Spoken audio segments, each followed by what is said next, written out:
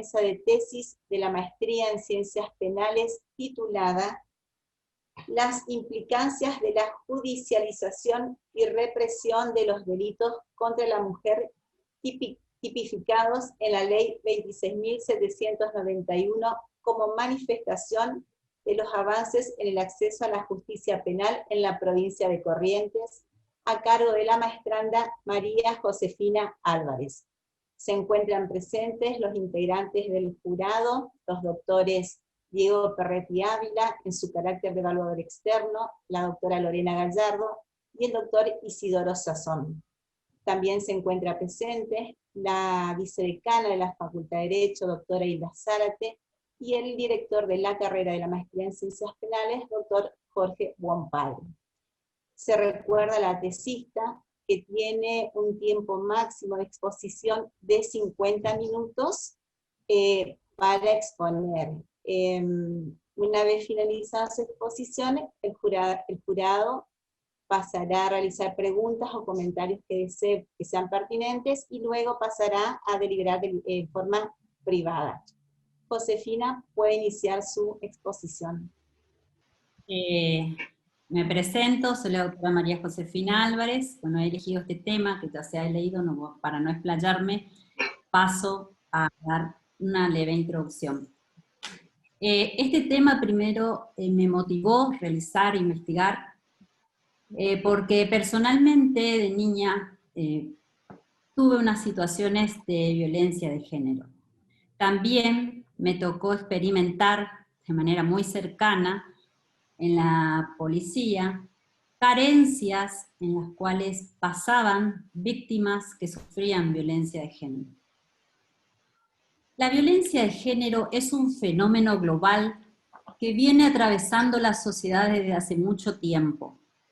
Lo que ha despertado últimamente es un interés en la sociedad respecto al tema. La violencia de género se da en un contexto determinado y un ambiente determinado, en los cuales protagonistas son un hombre y una mujer. El hombre, que se encuentra en una situación de superioridad, de poder sobre la víctima, sobre la mujer, que se encuentra en una situación de inferioridad, de dominación, de sometimiento, de maltratos físicos, psíquicos y morales. Generalmente esta situación de violencia de género se da entre los protagonistas un cierto vínculo. Puede ser pareja, expareja, cónyuge, conviviente, exconviviente. También se puede dar en otros ambientes, como ser, por ejemplo, el ambiente laboral. Muy bien, el problema planteado en este trabajo de investigación es si el acceso a la justicia penal en la provincia de Corrientes respecto a las denuncias realizadas por víctimas que sufren violencia de género a partir de la reforma, de la sanción de la Ley 26.791. Si ha habido un avance respecto al acceso a la justicia penal. Y la hipótesis se plantea si hubo un avance respecto a obtener sentencias condenatorias a favor de víctimas que sufren violencia de género, una vez sancionada la Ley 26.791. Oye, ¿cuáles fueron los aspectos metodológicos que se utilizaron para realizar este trabajo de investigación? Tiene carácter principalmente no cuantitativo, más allá que las sentencias, las denuncias enumeradas y citadas en el presente trabajo, fueron a modo de contextualizar el proceso el proceso de tipificación de femicidio, como así también la perspectiva de género y su aplicación práctica. También se utilizaron trabajos, se profundizó en material documental principalmente. Estos documentos con carácter de fuente primaria, como ser bibliografía, como ser jurisprudencia, como ser legislación, informes y prensa.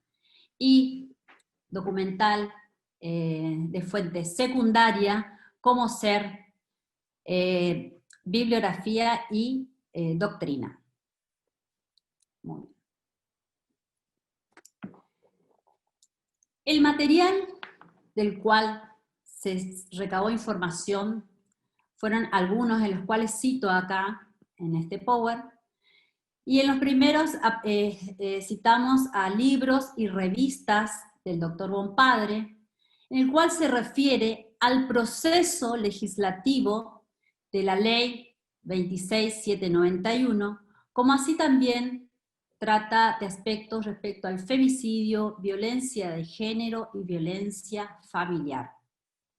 También se encuentra la Dirección General de Políticas de Género del 2020, quien realizó una compilación de sentencias de carácter civil, contencioso administrativo y laboral, a fin de concientizar, capacitar a todo el personal que trabaja en el Ministerio Público.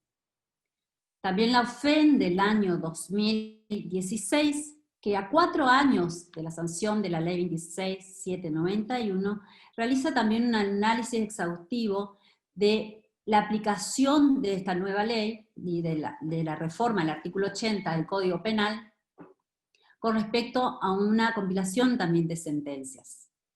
La UFEM del 2017, que realizó una compilación, pero en este caso de sentencias obtenida en todo el territorio de la República Argentina, fueron en su totalidad 50 sentencias. También, y acá lo que se trató de determinar es si se aplicó la figura del femicidio. Las bibliotecas del Congreso de la Nación de la República Argentina del 2018, donde se extrajo bibliografía referente a femicidio. Las diferentes jornadas de comunicaciones científicas del año 2014, 2015 y 2016, donde la doctora Anís y otros autores realizaron diferentes publicaciones tendientes y con el objetivo más importante entre todas estas publicaciones a obtener políticas públicas de gobiernos a fin de obtener una plena igualdad y una vida libre de violencia. También se utilizó las estadísticas que nos ofrece la Oficina de Estadística y Registros Universales y Acciones Colectivas del Poder Judicial, quien nos aporta estadísticas de casos de femicidio, violencia de género y violencia familiar que transcurren durante cada año en la provincia de Corrientes. En el año 2019, esta oficina detectó 8 casos de femicidio y 1.486 casos de violencia, entre violencia de género y violencia familiar. Muy bien. Ahora, para entender y andar más sobre el tema de violencia de género, voy a dar unos diferentes conceptos. Vamos a empezar por el sexo. ¿Qué es el sexo? El sexo es la condición física, fisiológica, anatómica, con la cual nace la persona. El sexo se determina una persona si es hombre o si es mujer. Esa condición física no puede variar naturalmente desde que la persona nace y muere, tiene ese determinado sexo. Que tienen diferentes características, esta persona que es hombre y que es mujer, y la diferencia de entre sí. Como por ejemplo, el hombre tiene pene, tiene testículos y tiene diferentes tipos de hormonas al de la mujer. La mujer tiene ovario, tiene útero, tiene vagina. Muy bien. Esas diferencias caracterizan al hombre y a la mujer y lo definen como hombre y como mujer. Ahora, también existe una tercera tipología de sexo que es poco frecuente, pero también existe, que es el hermafrodismo, que es la persona que nace con ambos sexos. El sexo no puede ser modificado, como dije, de manera natural, solo con o por medio de intervenciones quirúrgicas, que hoy por hoy se pueden realizar y muchas personas lo hacen. El género, en cambio, es una construcción social. ¿Por qué? Porque desde que nace la persona tiene definido su género, pero se va obteniendo esta construcción social a medida que la persona va creciendo y va pasando el transcurso de su vida. Y esto puede ir modificándose. ¿Cómo se puede ir modificando esto? Respecto a diferentes factores que pueden ir afectando al género, como pueden ser factores ideales políticos, religiosos. También depende mucho del ambiente de la familia en la que se crió la persona, de los valores con que criaron a la persona, su familia, sus padres, que me va a determinar que el sentimiento, esto es lo que diferencia el género del sexo, el sentimiento, yo sentirme o la persona se siente masculino o femenino, independientemente del sexo que tenga o con el que haya nacido, hombre o mujer. Esto es lo que diferencia entre el género y el sexo. El género también se da, comúnmente se dice, hay concepciones sociales que tiende a dar la sociedad, que son conocidas por todos, como por ejemplo, la mujer solo sabe lavar o cocinar, el hombre sí o sí va a saber arreglar cualquier artefacto eléctrico, cualquier problema doméstico en la casa que tengamos, si se rompe un caño, si hay que cambiar un cuerito en la casa, etc. O como así también la mujer no sabe manejar, no maneja bien, el hombre sí lo hace y siempre manejó bien. Estos son conceptos que comúnmente, y bueno, trae la sociedad y bueno, esto igual se va cambiando y va variando, ¿no? con el transcurso del tiempo. También el género, esta construcción social va a depender del lugar geográfico y del tiempo en el cual nace y se cría y se desarrolla esta persona.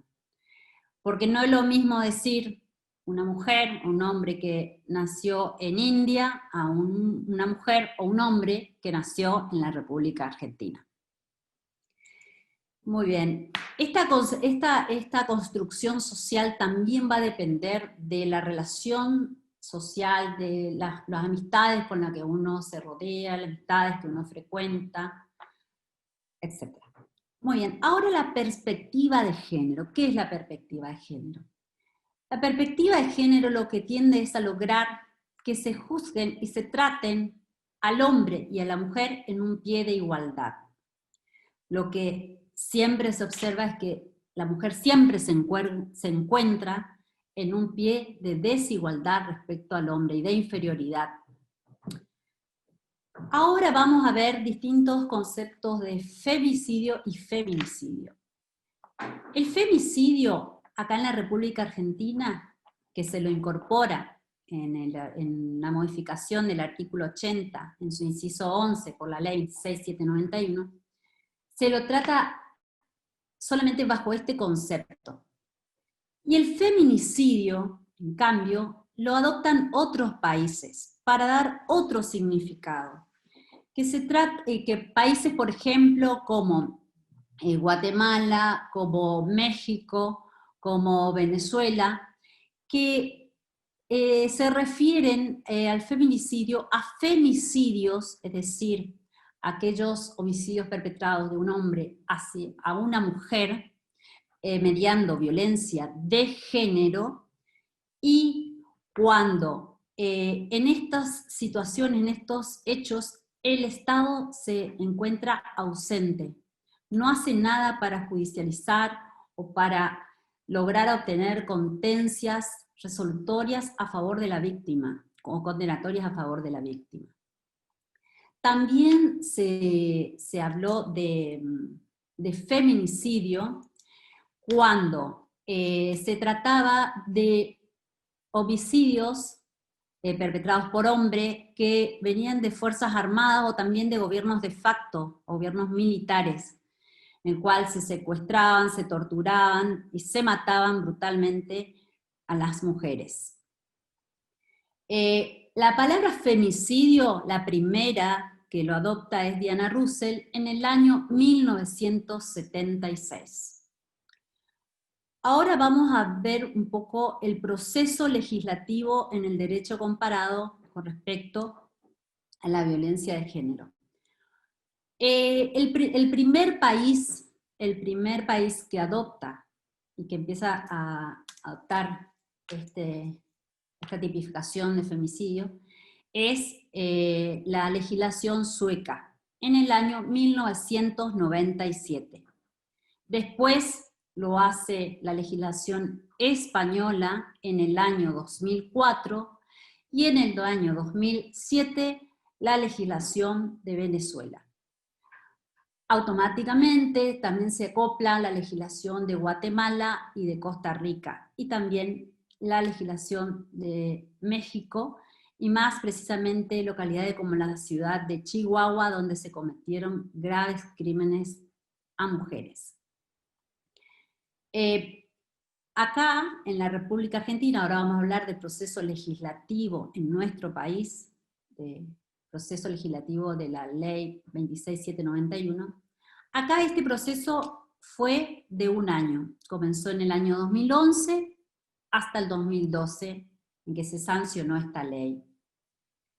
Intervinieron y se presentaron decenas de proyectos para tipificar la violencia de género y incluir la figura del femicidio.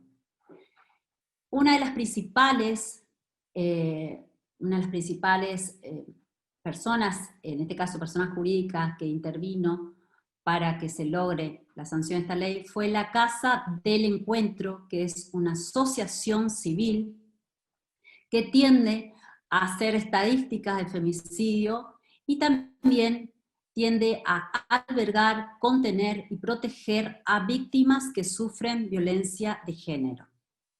También acá intervinieron diferentes diputadas, la diputada nacional Cecilia Merchán, la diputada Margarita Stolbizer, la diputada Fernanda Gil Lozano, la diputada Diana Conti y la diputada Marcela Rodríguez. Todas ellas hicieron un gran aporte, además también de abogadas que integran movimientos feministas como la CLADEM y ELA.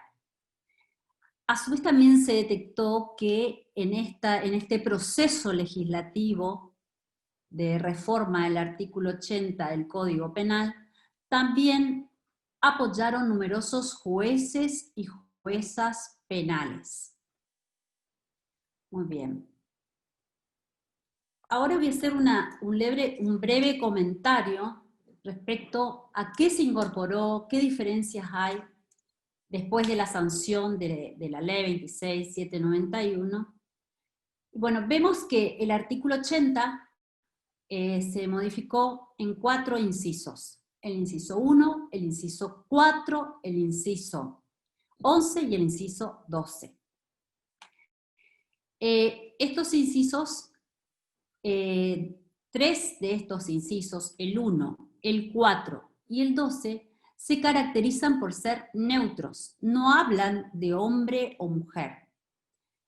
Voy a empezar por el inciso 1 del artículo 80, que dice que se dará prisión o reclusión perpetua al que matare, y ahí cita que se aplicará también lo dispuesto en el artículo 52 del Código Penal, al que matare a un ascendiente, descendiente, cónyuge, conviviente o pareja, expareja, haya o no mediado convivencia.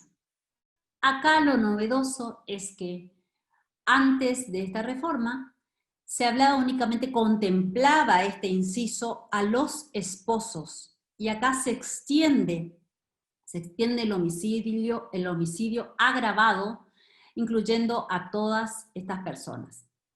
También el inciso 4 extiende el catálogo de homicidio, el que matare, por odio racial, sexo, religioso, entre otros. Y con respecto al sexo, odio con respecto al sexo, acá se tiende a proteger a todas las personas que integran la comunidad LGBTI, y es algo muy novedoso que se incorpora en este inciso cuarto.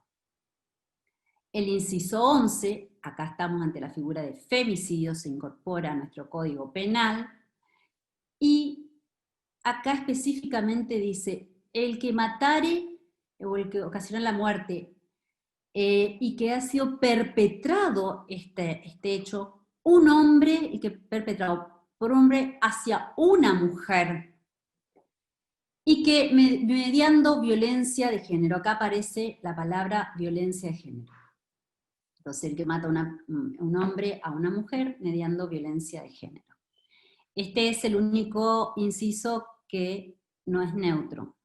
Repito. El inciso 12 trata del femicidio vinculado. Femicidio vinculado. Que se refiere al que matare a cualquiera de las personas citadas en el inciso 1 del artículo 80 del Código Penal, con la sola intención de causar sufrimiento a aquella persona que tiene algún tipo de vínculo con esa persona que nos remite el inciso 1 del artículo 80 del Código Penal. Estos son los cambios bastante importantes que se produjeron en este artículo 80 del Código Penal, con la sanción de esta ley 26791.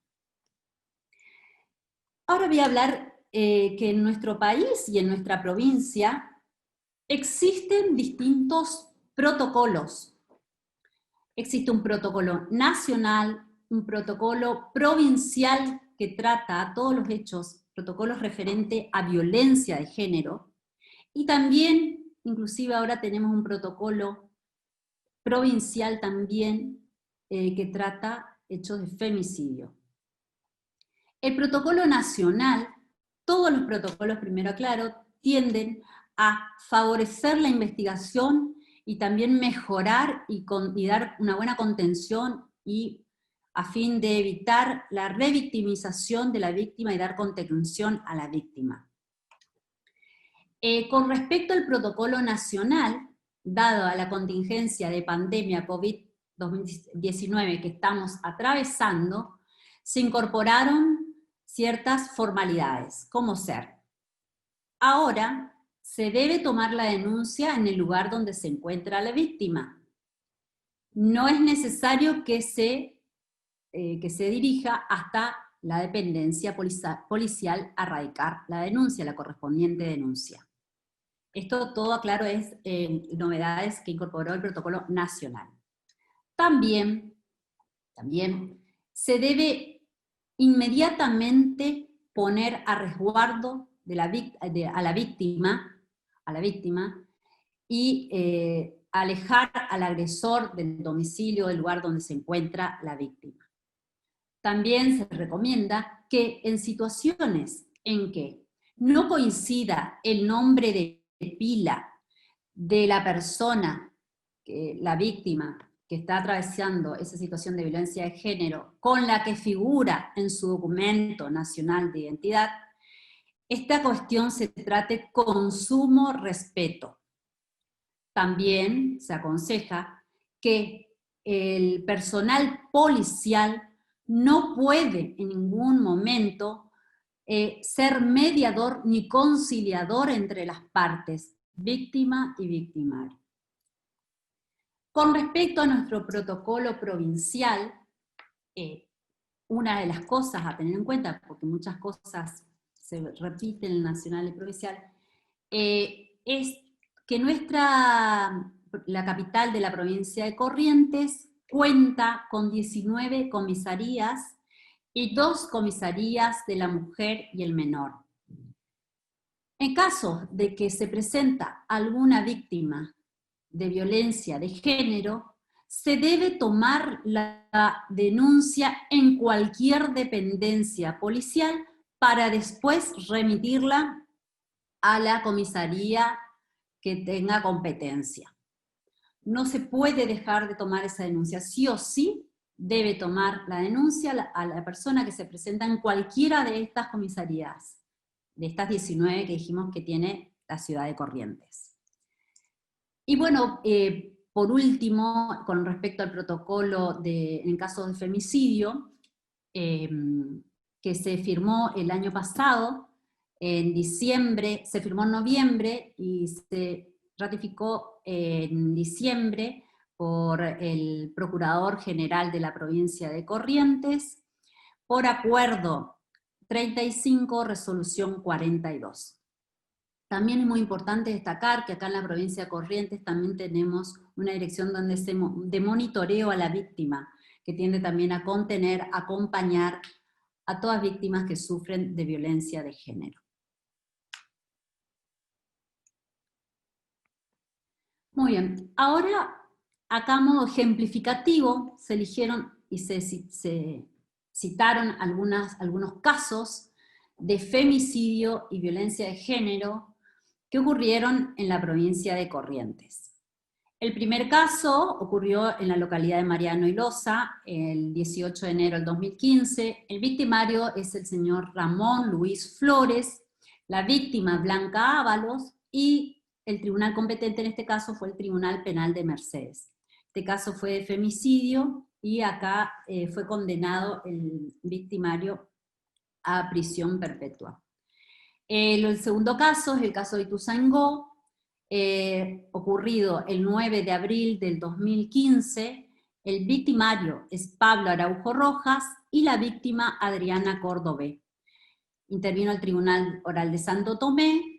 En este caso, cabe resaltar que el victimario era un personal de la Prefectura Naval Argentina.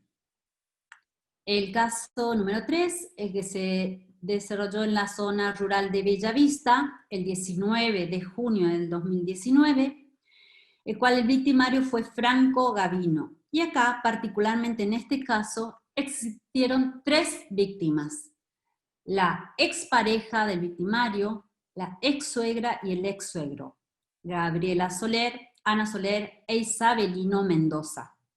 El juzgado que intervino en esta causa fue el Juzgado de Instrucción y Correccional de Bellavista. Este caso es muy novedoso porque esta persona se dirigió a la casa de sus suegros, donde se encontraba su expareja, mató a su expareja, a su ex-suegro y a su ex-suegra por medio de arma de fuego y también mediante puñaladas, y luego se dirigió a un cementerio local de Bellavista y se quitó la vida en una tumba de su ex esposa. El otro caso que se cita ocurrió en Corrientes Capital, en el barrio Fray José de la Quintana, el 29 de octubre del 2019. El victimario Aldo Guarí, la víctima Inés Andrea Pianalto. El juzgado interviniente fue el Juzgado de Instrucción 2 de Corrientes Capital también. Y esta víctima murió por heridas de arma blanca por parte del victimario. Después tenemos el caso que ocurrió en Montecaseros, el 20 de septiembre de 2019, victimario Marcos Márquez y la víctima Roxana Sánchez. El juzgado interviniente fue el Juzgado de Instrucción y Correccional de Montecaseros. Y por último tenemos el caso de Librada Aedo, ocurrido en la ciudad de Corrientes Capital, el 2 de diciembre del 2013, donde la víctima es Librada Aedo y el victimario es el señor Nicanor Arauz. El juzgado que intervino acá en esta causa fue el Juzgado de Instrucción número 5. Este caso Este caso particularmente voy a comentar un poco, pero primero les voy a aclarar que los casos anteriores todos se trataron de femicidio y fueron condenados los victimarios. Este último caso en particular de la señora Librada Aedo y el señor Arauz, en primer lugar, la causa fue caratulada por intento de suicidio. El esposo, el señor, era un matrimonio, el señor Aedo el señor Arauz, Nicanor Arauz, llama a la policía informando que su esposa intentó suicidarse y se prendió fuego. La víctima es trasladada al hospital escuela, donde después de 5 días fallece.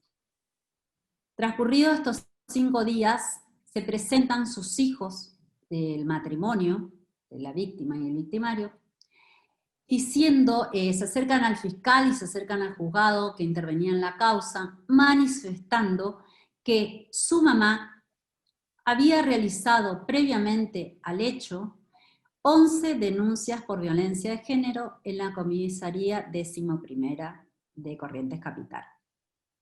Y también que un mes atrás estuvo viviendo la víctima con una de las hijas en la provincia de Buenos Aires, dado que sus 3 hijos viven en la provincia de Buenos Aires, porque por razones de violencia de género, tratando de escapar de esta situación, se fue a vivir un mes con una de las hijas. Luego, el señor Nicanor Arauz convenció a la víctima de que regresara a la ciudad de Corrientes Capital, de que ya estaban grandes, que iban a vivir sus años juntos, sus últimos años juntos, y la convence y ella regresa a Corrientes Capital.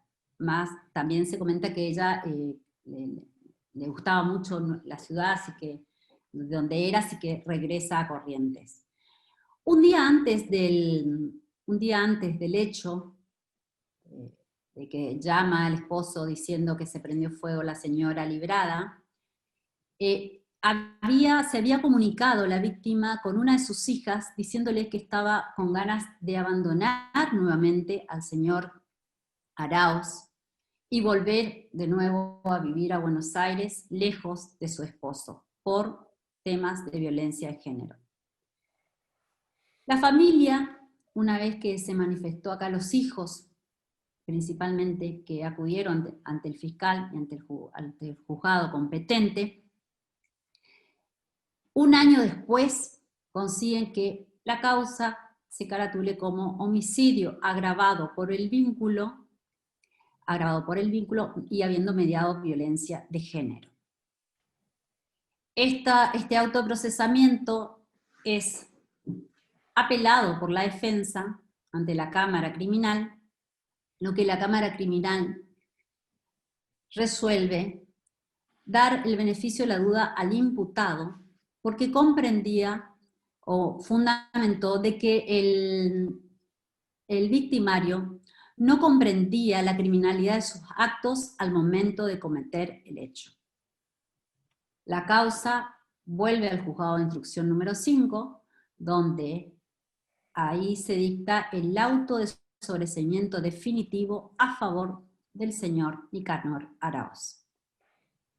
Posteriormente, la querella, representada por, obviamente, su abogado patrocinante y sus hijos que están detrás de esta causa,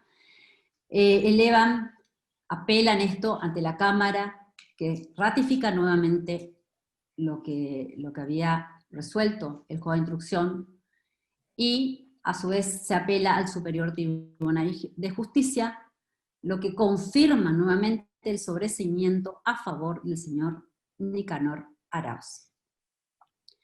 Actualmente, este hecho, los hijos manifestaron que van a apelar ante la Corte Suprema de Justicia en busca de justicia para su madre, ya que no creen en ningún momento que el señor Arauz no haya cometido este crimen. Y además, una de las cosas que me olvidé de comentarle respecto al hecho también, que el señor Arauz, cuando llama a la policía, se lo veía tranquilo, y además también llamó a su abogado. Entonces lo que plantean los hijos, inclusive había llamado a sus hijos también, que se encontraban en Buenos Aires. Que si se trataba de una persona que no comprendía sus actos, ¿cómo pudo llamar a su abogado? En ese caso, ahí se cuestionó estos datos. Muy bien. Ahora voy a pasar a decir una serie de conclusiones a las que arribé en la presente investigación. Luego de la entrada en vigencia de la Ley 26791, se advierte una leve evolución en los delitos relacionados con violencia de género en la provincia de Corrientes. El Poder Judicial de la provincia de Corrientes, en la mayoría de los casos, no juzga con perspectiva de género. El personal que interviene en los casos de violencia de género no se encuentra totalmente capacitado para contener la vulnerabilidad de las víctimas. Las sentencias en las provincias de Corrientes, en algunos casos, no son acorde a la configuración objetiva y subjetiva del delito. Existe en la actualidad una mayor vulnerabilidad del efectivo acceso a la justicia por parte de las víctimas que sufren violencia de género. Los procesos judiciales relacionados con violencia de género no cuentan con la celeridad adecuada. Y por último, no se cumple con uno de los principios establecidos en nuestra Constitución Nacional desde el año 1853, como lo es el artículo 16, que nos habla del principio de igualdad, que todos somos iguales ante la ley, y a lo que se refiere la perspectiva de género, que tanto el hombre como la mujer sean juzgados en un mismo pie de igualdad. Como así también, qué decir de los tratados internacionales de jerarquía constitucional incluidos en nuestro artículo 75, inciso 22 de nuestra Constitución Nacional, como ser la Ley 26.485, la Ley 24.632, y que se relacionan con protección integral para prevenir, erradicar y sancionar toda violencia contra la mujer, y la Convención Interamericana para prevenir, erradicar y sancionar todo tipo de violencia contra la mujer, como así también la Ley de Violencia Doméstica. Y estas dos leyes que les cité antes, tanto la de protección integral como la Convención Interamericana, basadas en la Convención de Belém do Pará de Brasil. Muy bien. Antes de concluir con esta defensa, yo creo conveniente manifestarles que gracias a esta investigación que realicé, espero dejar algún aporte mínimo desde mi lugar como ciudadana de esta ciudad.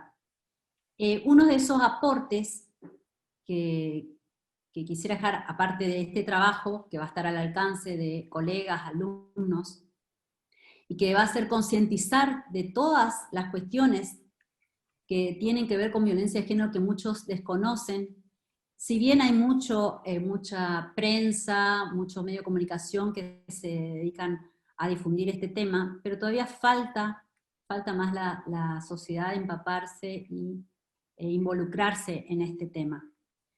Desde mi humilde lugar, uno de los aportes que quisiera dejar con este trabajo es un proyecto para presentar al jefe de policía de la provincia de Corrientes, a fin de capacitar al personal policial para dar una mejor contención a las víctimas que sufren violencia de género.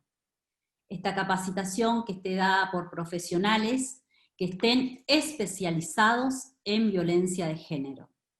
Y obviamente formar parte en lo posible y en todo lo que pueda ayudar y colaborar en estas capacitaciones. Asimismo, y espero en un futuro no muy lejano también, poder realizar o concretar una fundación a fin de albergar, contener y asesorar a víctimas que sufren violencia de género.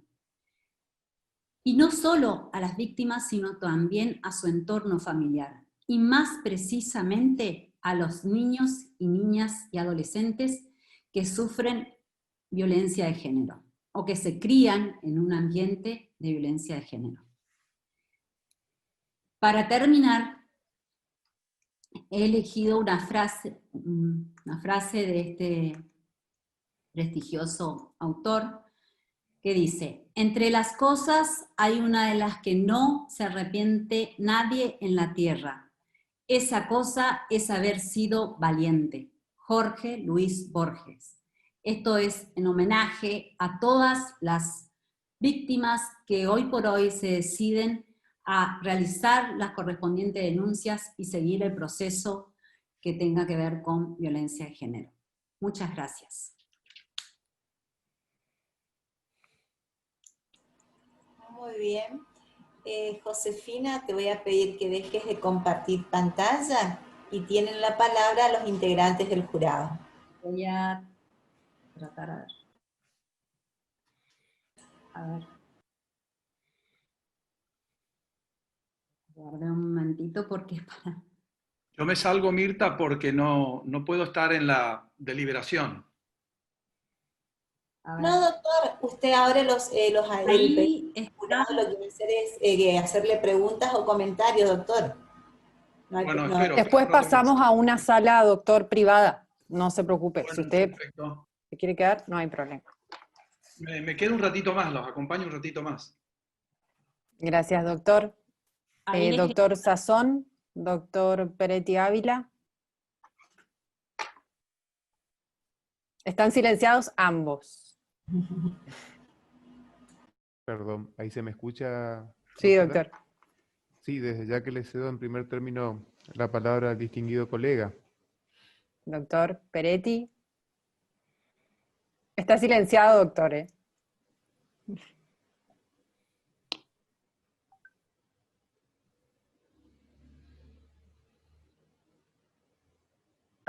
Ahora sí. Ahí está, sí. Ahora estamos.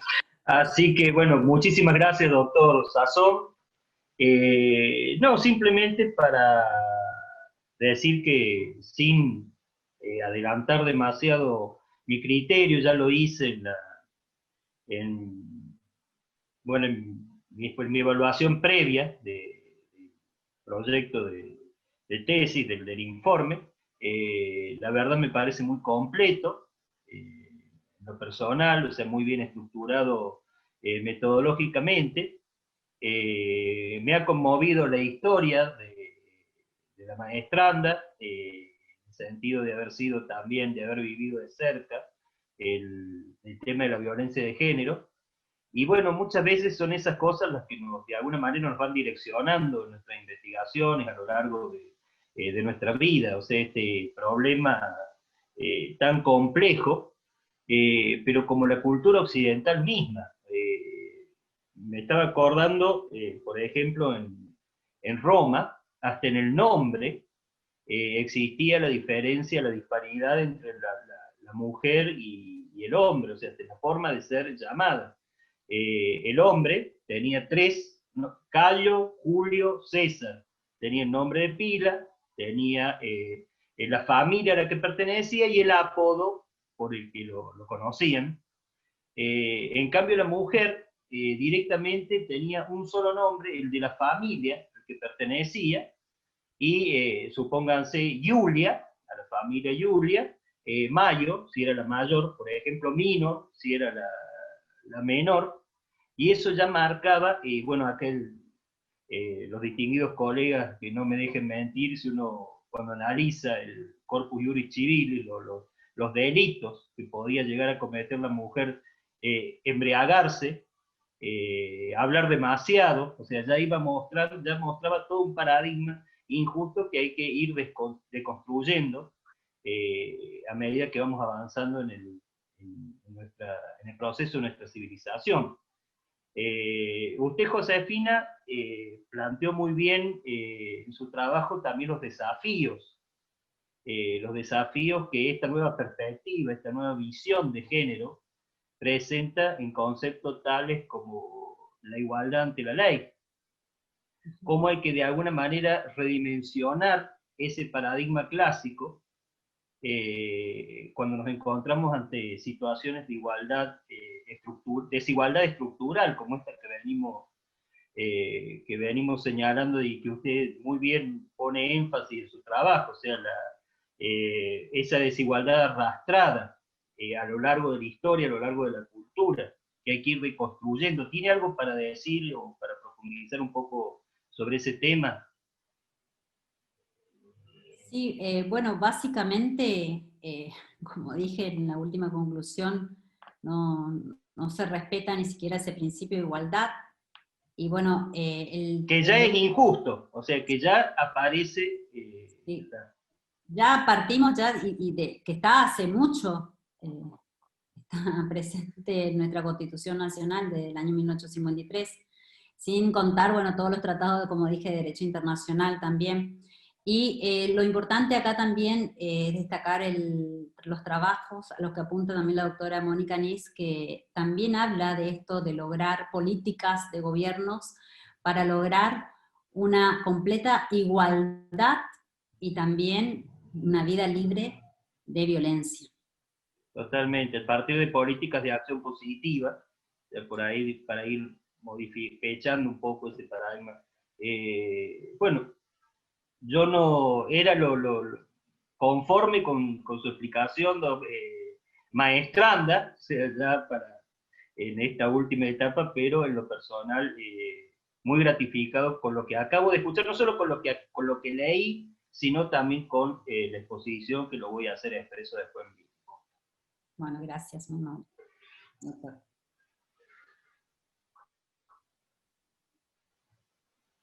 Doctor Sazón. Sí, gracias, doctora. Una primera cuestión que yo quisiese plantearle a la maestranda es la siguiente. A mí no me queda claro, a partir de su exposición, cuál sería concretamente el impacto que ha tenido la sanción de la ley 26791 en el ámbito de la provincia de Corrientes. Le contesto, doctor. Bueno, el Por impacto, favor. sí, el impacto que yo detecto es un avance. Si bien hubo un avance después de la sanción de la ley 26791, queda aún mucho por hacer. Queda aún mucho por hacer con respecto al Estado. Si bien la ley está, pero tanto el Poder Judicial como todos los que intervienen en estos procesos judiciales, en estos procesos que tienen que ver con la violencia de género, deben utilizar o deben aplicar más esta ley, porque por lo que pude observar, por lo que pude estudiar, por lo que pude profundizar, si bien se aplica, y vemos, por ejemplo, en las estadísticas, sin ir más lejos, que se detecta entre femicidio y la estadística de violencia de género y violencia familiar. Son muy pocos los jueces que aplican este tipo penal de femicidio, y van más por el tema de violencia de género o violencia familiar. Y que es lo que yo me refería, es la falta que no se tipifica bien el delito objetiva o subjetivamente. Yo creo que ahí estaría el inconveniente de estas falencias que observé en el presente trabajo. Pero cuando usted plantea un problema de adecuación de la figura penal al hecho que se denuncia por parte de la jurisdicción, ¿sobre qué base, diríamos, de investigación usted desarrolla esas conclusiones? Le hago esta pregunta por el hecho de que usted nos refiere en sus conclusiones un conjunto de decisiones judiciales, algunas de ellas incluso referidas a juzgados de instrucción, que no tienen por función dictar sentencias definitivas, e incluso, si no comprendí mal, la causa vinculada a esta persona llamada Aedo, diríamos, el tribunal no definió el hecho como un comportamiento delictivo. Y en ese sentido, le pregunto, ¿usted profundizó el estudio del contenido de estas decisiones? Porque la profundización del contenido del estudio de las decisiones no se expresa en su exposición. Sí, doctor, las profundicé. Y sí cité, fueron los juzgados que intervinieron en una primera instancia. No puse, inclusive hasta la última instancia que llegó, para no explayarme mucho en la explicación, pero sí, estas conclusiones se basaron en profundizar los casos en particular. Lo que pasa es que nosotros, maestrando, usted debería tener presente que, por lo menos bajo el sistema todavía vigente, tenemos un sistema de enjuiciamiento de única instancia, ¿eh? Es decir, los tribunales, el sistema mixto que todavía está vigente en la provincia de Corrientes establece un sistema de juzgamiento de única instancia. Y por eso le preguntaba, porque cuando se escucha su exposición, se escucha una serie de referencias a fallos judiciales, pero el destinatario no toma conocimiento o no toma un adecuado conocimiento del análisis que usted eventualmente haya hecho del contenido de esa decisión, para que también uno pueda eventualmente establecer y determinar si sus conclusiones pueden o no ser plausibles. Porque en ese sentido incluso le planteo y le pregunto, esta decisión que usted hace referencia a el fallo Aedo, que concluyó a partir de que, por lo que pude comprender, el juez de instrucción consideró que el sujeto no tenía capacidad de comprensión de la criminalidad del acto.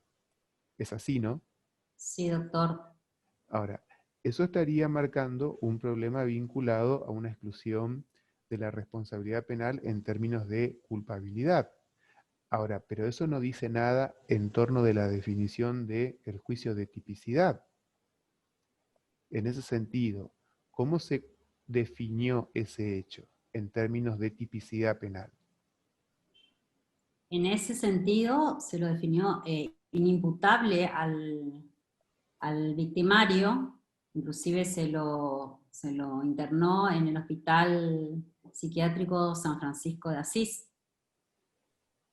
Bueno, por eso es que insisto en esto, que definir un problema en torno de exclusión de la responsabilidad porque opera una causa de exclusión de la culpabilidad penal, no significa definir que ese hecho no es típico, en todo caso, de una figura en cuestión en particular, porque son estratos y son problemas, diríamos, diferentes.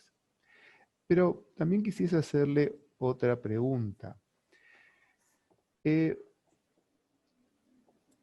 objetivo suyo es presentar una exposición y una investigación más bien en términos dogmáticos, en términos criminológicos o en términos de política criminal?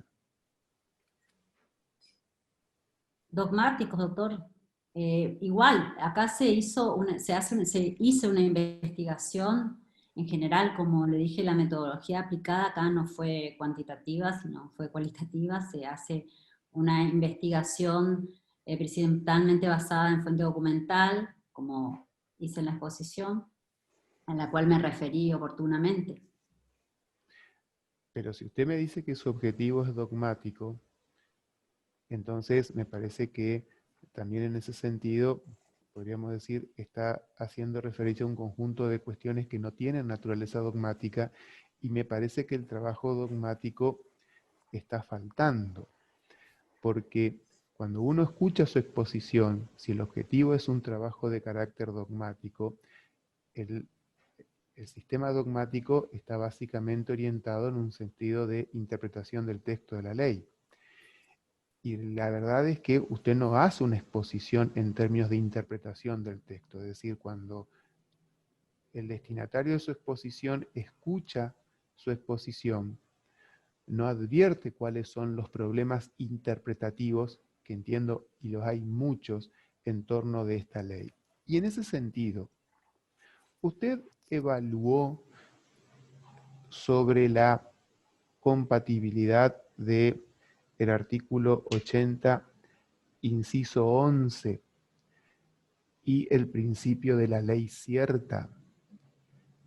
Es decir, el mandato de certeza que exige el artículo 18, del artículo 18 de la Constitución Nacional, cuando establece el deber del legislador de identificar la conducta prohibida, ¿es compatible con una redacción que en principio está tipificando el hecho en función de la calidad de un sujeto, ser hombre, y haciendo referencia a un concepto, podríamos decir, en principio valorativo o indeterminado, como es el concepto de violencia de género?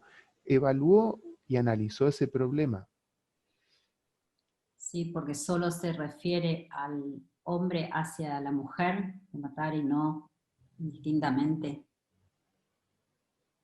No sé si me está preguntando eso, doctor, porque la verdad que... No. Lo que le estoy preguntando es si evaluó la compatibilidad del texto legal con el mandato de la ley cierta que establece el artículo 18 de la Constitución, si esa cuestión la estudió y la profundizó. No, doctor, la verdad que, soy sincera, no. Disculpe si no logré... No, por favor. expectativas, La función nuestra es hacer las preguntas, maestranda. Esto solamente forma parte de la función del tribunal evaluador. Y analizó la naturaleza de las agravantes del inciso 4, es decir, si se trata de una cuestión vinculada a una mayor gravedad por un problema de ilícito o un problema de culpabilidad. Cierta forma, básicamente, ¿a qué se refiere? Yo traté de investigar... A lo que le estoy preguntando. Disculpe, traté de investigar todo lo referente a la reforma y a todos los incisos.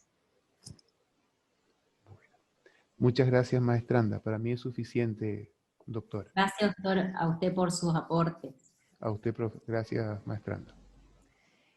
Yo simplemente voy a remitir a las observaciones vertidas en el dictamen de la tesis, vinculadas sobre todo a la utilización del lenguaje, aspectos relativos a la redacción, a la metodología, al sistema de citas y referencias, sobre todo, Josefina, porque usted planteó recién en la exposición su intención de que esto pueda difundirse, pueda seguir un proceso de divulgación. Entonces le voy a sugerir volver a revisar ese dictamen donde están de manera específica detalladas las observaciones que considero derivadas de su tesis. Así que yo simplemente remito a mi dictamen. Gracias, doctora, muy amable por su aporte. Bueno, ahora vamos a pasar a una sala de espera a los asistentes, y el jurado va a pasar a deliberar en forma privada. Por favor, no se desconecten, son unos segundos, y después haremos lectura del acta. Por favor, Joaco. Sí, ya ponemos en sala de espera. ¿Yo puedo salir ya, Mirta? Sí, doctor, sí, Bueno, se puede. Bueno, sí, no, porque ahora es competencia del tribunal, así que yo... No, bueno, por eso, doctor, ahora les pasamos a una sala de espera. No, está bien, muchas gracias. Un saludo grande para todos, Josefina también. Doctor. Y bueno, mi querido amigo Diego, un gran abrazo. Hasta luego, doctor. Hasta luego, doctor. Bueno, voy a proceder a la lectura del acta en la parte pertinente resolutiva. El jurado, habiendo evaluado a la postulante tanto en su trabajo de tesis como en su defensa oral, llega a la conclusión de que la misma está en condiciones de acceder al grado académico al que aspira, consistente en el título de Magíster en Ciencias Penales. Luego de lo cual, el tribunal, conforme a la reglamentación vigente, resuelve, por unanimidad, aprobar la tesis presentada por la maestranda María Josefina Álvarez, titulada Las implicancias de la judicialización y represión de los delitos contra la mujer, tipificados en la Ley 26.791 como manifestación de los avances en el acceso a la justicia penal en la provincia de Corrientes, correspondiente a la maestría en Ciencias Penales. Acto seguido, se procede a definir la calificación de la tesis y también por unanimidad el tribunal resuelve establecer que corresponde se le otorgue el título de Magíster en Ciencias Penales a la maestranda María Josefina Álvarez con calificación de aprobado 6. Los integrantes del jurado autorizan a la secretaria de posgrado y formación continua a que firmen su nombre y representación en el acto original, con lo que no siendo para más, se da por terminado el acto, siendo en las 17:17 horas. Conste. Felicitaciones, Josefina. Gracias. Felicitaciones, Josefina. Felicitaciones, Josefina. Gracias. Felicitaciones, maestranda. Gracias. Agradecida a todos y cada uno por sus aportes dados en sus evaluaciones. Desde ya uno va creciendo y falta mucho, mucho por aprender y por incrementar en su carrera, así que desde ya agradecida al jurado evaluador por todos sus aportes. Mil gracias. Bueno, damos nuevamente Gracias. gracias a los integrantes del jurado, doctor Diego Peretti Ávila, doctor Isidoro Sazón, doctora Lorena Gallardo. Bueno, damos por finalizada la defensa.